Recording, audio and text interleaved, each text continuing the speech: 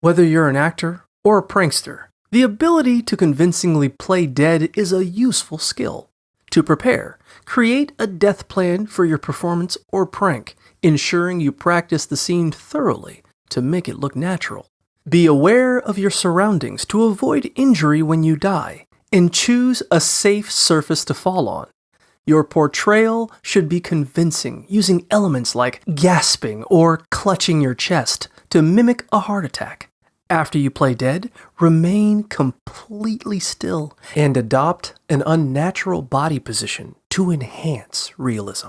Meditation can help you relax and control your body, making it easier to hold your position. Whether your eyes are closed or focused on an inanimate object, avoid blinking to maintain the illusion. Finally, mastering breath control is crucial. Practice holding your breath to eliminate any body movement that could reveal you're alive.